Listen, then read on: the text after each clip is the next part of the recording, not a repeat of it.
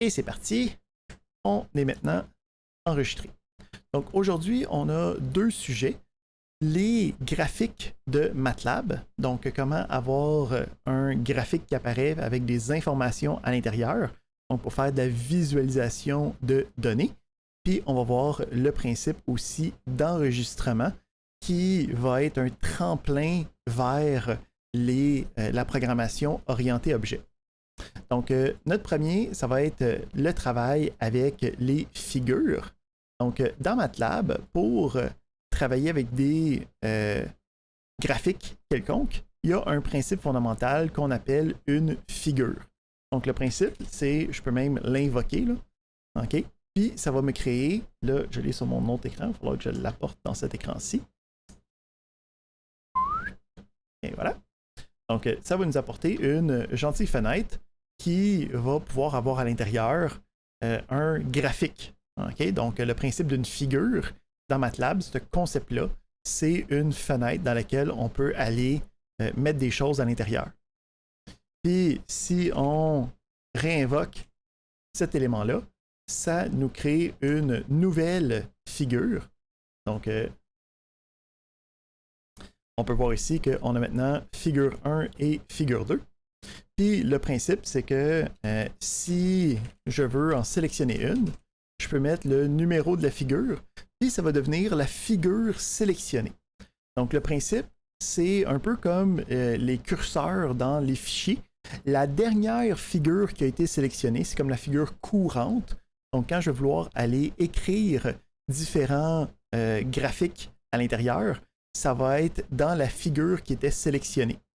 Donc, on est capable de sélectionner différentes figures. Ça arrive plus souvent qu'on va avoir une panoplie de figures en même temps, là, mais le principe est là. Les figures, c'est une fenêtre, puis on va pouvoir avoir un ou plusieurs graphiques.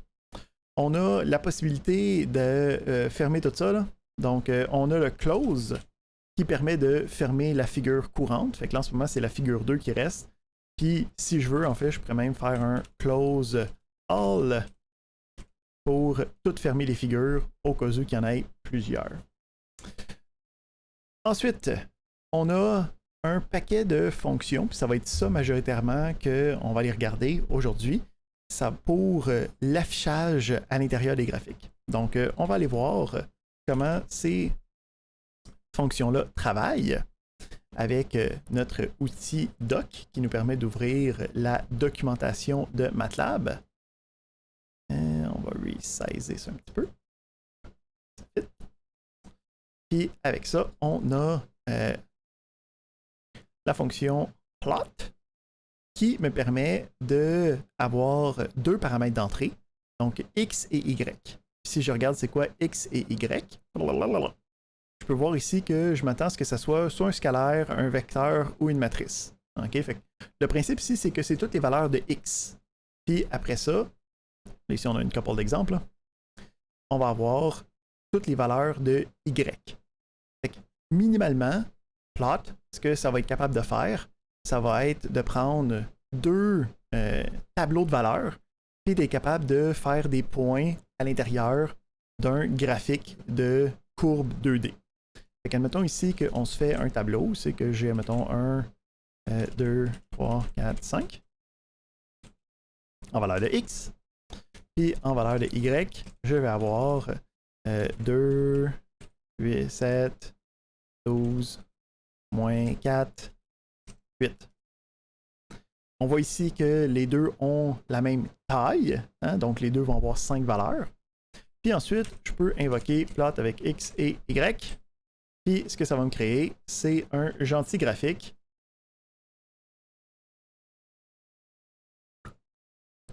qui va me permettre de voir qu'est-ce que je viens d'écrire. Là, ici, en plus, il y a un petit peu d'aide pour comme tu peux faire des choses, mais ok, c'est correct. Là.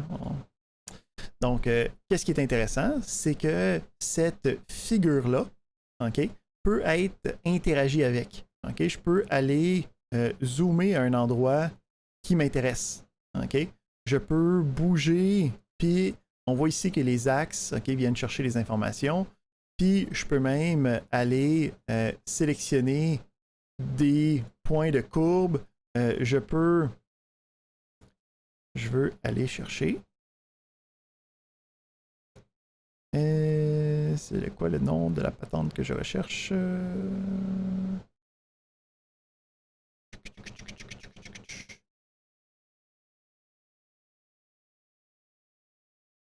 Je veux un data type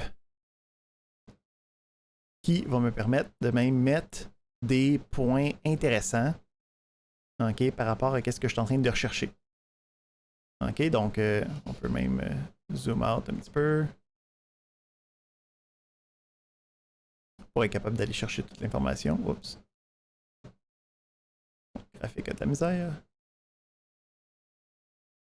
Alors, graphique. Je pense que c'est ma souris qui a...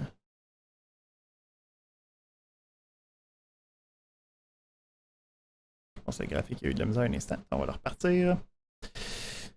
Puis, en fait, c'est mon ordi qui semble avoir juste de la misère. Là. Juste sur MATLAB. Oui. Donc, le principe de notre graphique, qui a les différentes informations à l'intérieur. Donc, c'est pas juste une image, hein, c'est vraiment le graphique lui-même.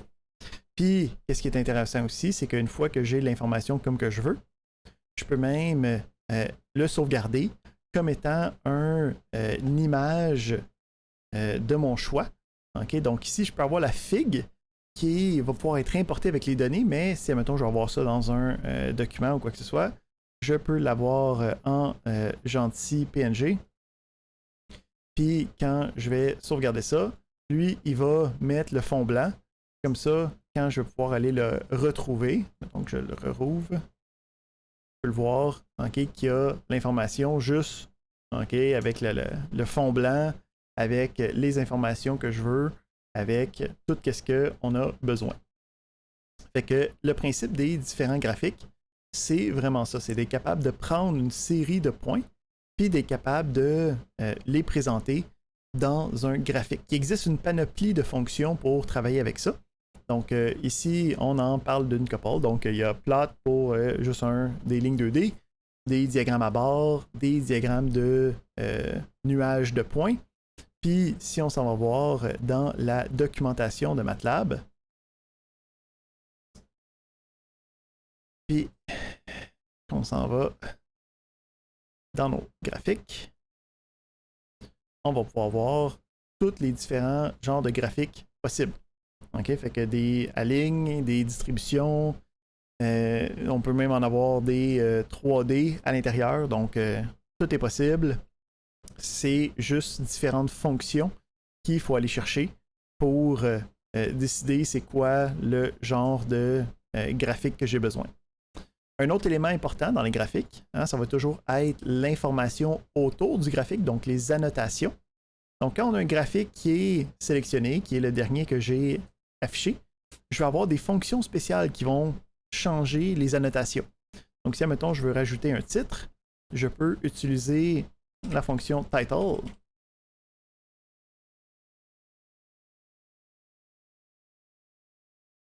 qui va donner à mon graphique un titre.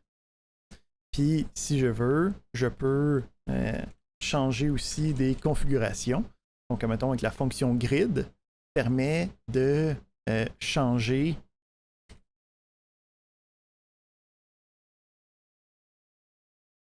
mettons, je veux un quadrillé à l'intérieur, hein? Je peux dire grid à on. Donc, il y a une panoplie de fonctions qui permet de travailler avec la visualisation de données dans MATLAB.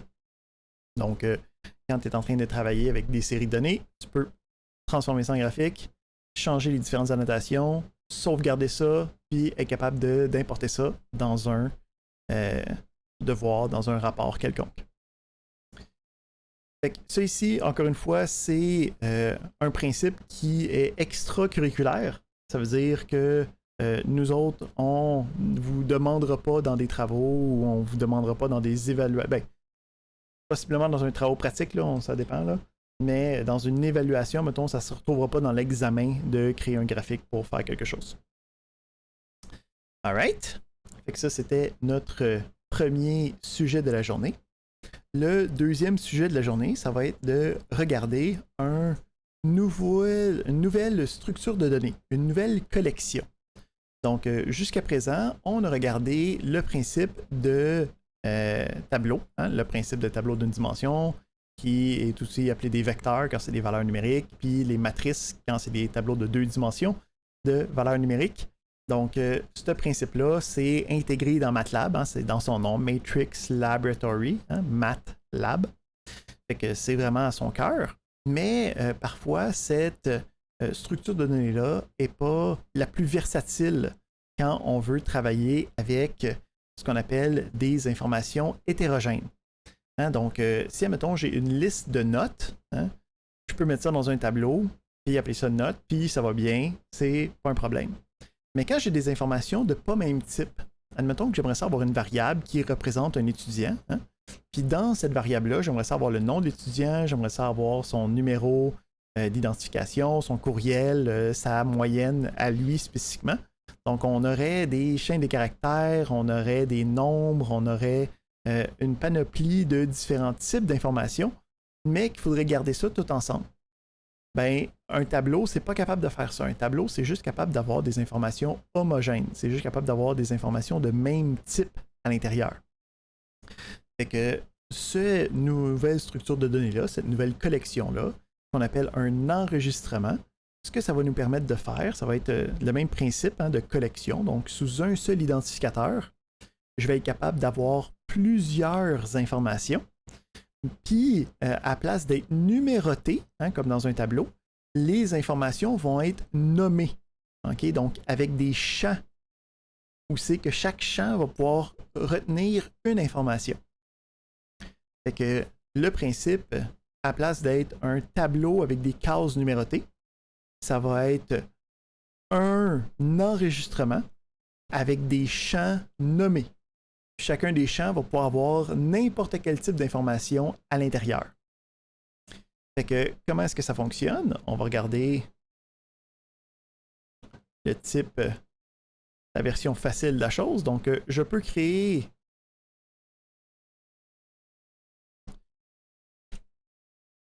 on va mettre ça de côté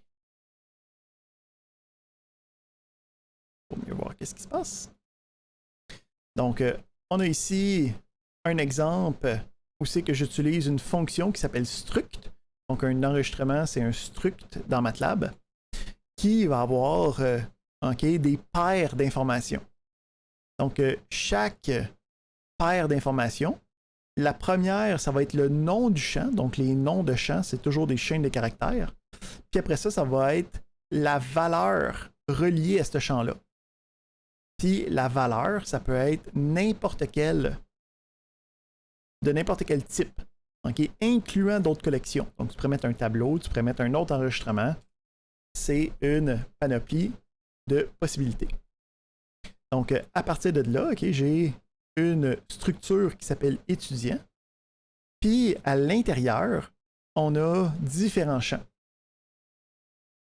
Donc, si je regarde ici, là, on a un nouveau type, les structs.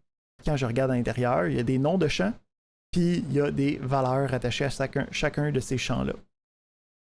Comment je fais pour aller à l'intérieur de ces champs-là puis les utiliser? Ben, je peux, comme le tableau, je vais commencer avec la variable qui est le conteneur.